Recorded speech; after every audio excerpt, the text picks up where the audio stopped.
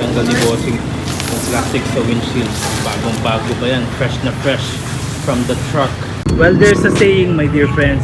You can't beat Dwayne The Rock Johnson if you keep on working with jabronis and candy asses. And numbers don't lie, my dear friends. Ito ang pinakamabenta na scooter na mahanap mo dito sa Pilipinas. Hindi pa to available sa kanyang website and hindi pa rin price updated, but massive shoutout to Yamaha CDO2 Cycles here in Santo Tomas, Davao del Norte for allowing me to vlog their new arrival. Yamaha. Alright.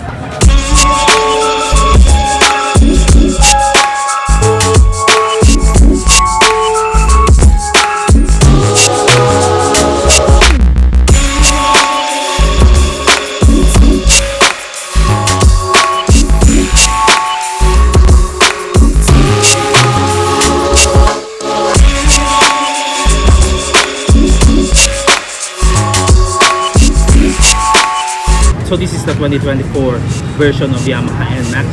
Finally, they've got a glossy dark blue. Ayan, hindi po siya wanderlust katulad ng XSR 155. And pagdating sa kanilang performance, this is the Yamaha's famous BBA 155cc. Pinalpak sa scooter, single overhead cam, 4 valve. Naka 15 horsepower siya with a 13.9 Nm of torque.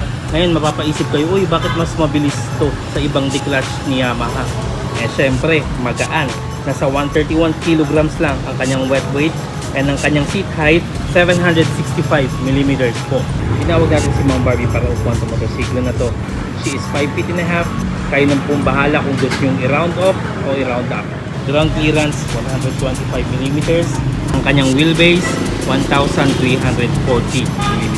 7.1 liters gas tank capacity po tayo dyan. Ang tangke, nasa gitna. Fuel consumption, 40 km per liter. Now para sa akin, turing na turing to kasi meron siyang 200 to 300 km range. Now when it comes to the looks, this looks refreshing. Ayun, kung lalapitan naman natin to, ayun po, ganda, superb, damn.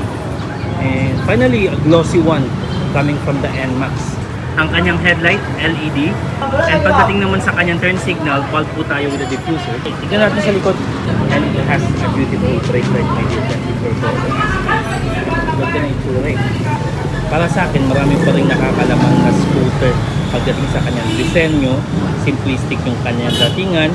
Beefy siya, somewhat, if you're going to ask me. And para sa akin, okay na okay pa rin yung kanyang datingan. Kasi nga yung tipong sinadya talaga maging ganito para magbigay ng comfort sa ating mga riders. Hindi yung tipong paganda lang. Anyway, lapitan natin sa kanyang katawan. Ganito tayo. Paint job with some matte black plastic. The seat, sinadya ng ganito para makuha ng maayos. Panipis na ng panipis yung seat nila. So, going to ask me. Kung titignan mo dito, mas pinababa nila yung dito na side. And pinaupuan natin kay Ma'am Barbie kanina. Sok na sok po siya sa 5 flat. And pati din yung kanyang upuan sa kanyang pillion. Ito yung makikita natin.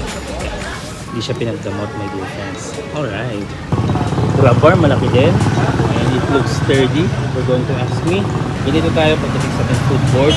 Kasi pwede siyang pang cruiser type kumbaga. Ayan. Swak dyan. Press this one. Ayan, yung kanyang fuel. The seat. Tayo. Malaki pa rin ang kanyang storage. Ito lang pinagbago. I'm not quite sure if the last time that I vlogged the NMAX is made in Philippines, pero made in Philippines po ito. And nakalimutan na natin. Tagal na tayo hindi nakapag-vlog ng NMAX eh. And also, it has a glove box on this part right here. Ayan. Malaki naman po kahit pa paano. Design wise as well, on the side mirror, ganito yung makukuha natin. Maganda siya, may pangapatusok actually. And ganito naman siya if you're on a rider's perspective. Alright, start and stop system, ulala. And also meron siyang hazard light. Pati din dito tignan nyo. So press it, open it, and busina. Lakas naman po ang busina. The brake levers are nicely done as well. Hindi pa tayo nakakakita ng NMAX na may park brake, but it's totally fine. Design wise, maganda din po yung kanyang fairings kumbaga. And isa din sa kadahilanan na nagustuhan ko yung shape ni NMAX, it's all because of the front fender. Pinag-isipan talaga na maayos, and I think it's also for the aerodynamics. And isa sa innovation nitong motorsiklo na to, ayan o. On the display, Yamaha Y-Connect sign, DCS, ABS on the top, high beam, pero hindi siya gagana hanggat yung napapaandar. Start and stop switch or stop and stop light, eco mode niya yan. Ito po tayo. I know we got the control here. And also, the answer light. Alright, where's the button on this one? Press the menu here. So this is what we're getting. Although Tip 1, Tip 2 with the average, Tip F, battery voltage, ECS. Alrighty.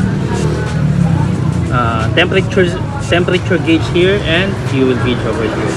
Okay pa rin kahit na naka-LCD siya. Parang Game Boy siya eh. Parang classic din yung datingan niya.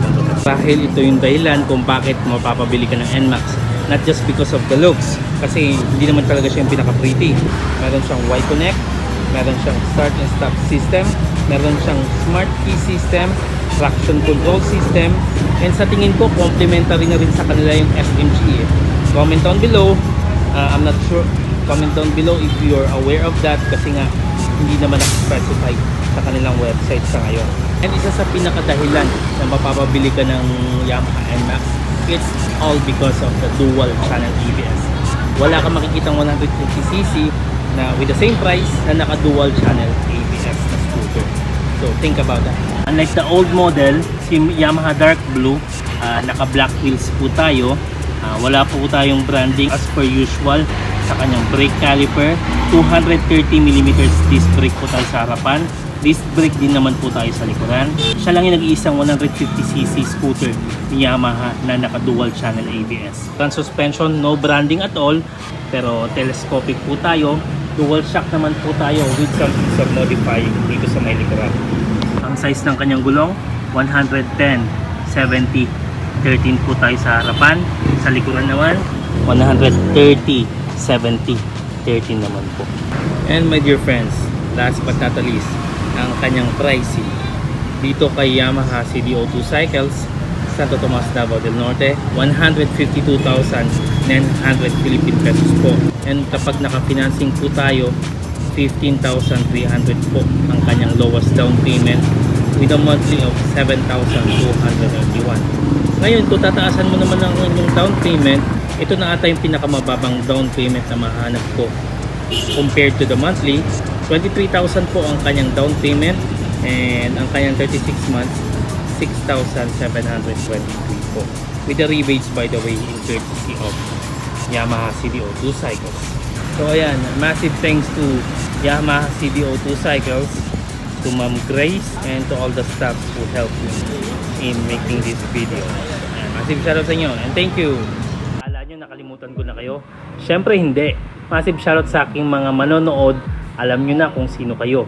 And to be specific, I'll be mentioning out some names. Massive shoutout kay Doco799 and massive shoutout na rin kay Gamer PHXD9652.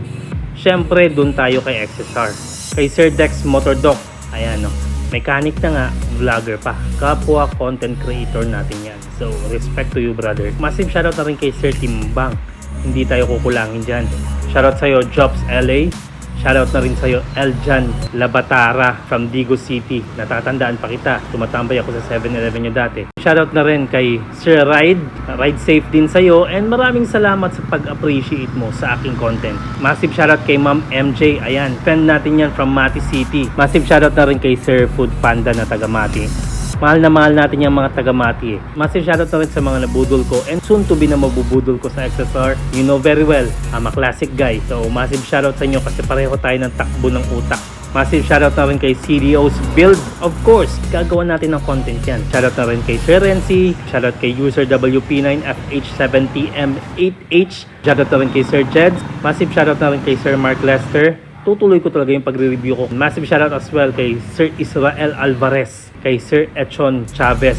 Ang sarap basahin ng mga komento nyo and sa totoo lang kayo yung nagbibigay ng inspirasyon sa akin para gumawa pa ng iba't ibang content. Massive shoutout na rin kay number 1 commenter and always present and always first, Sir Mark Allen. Shoutout na rin kay Sir RC. Ayan, idol natin yan. 10km run, 20km run, 30km marathon.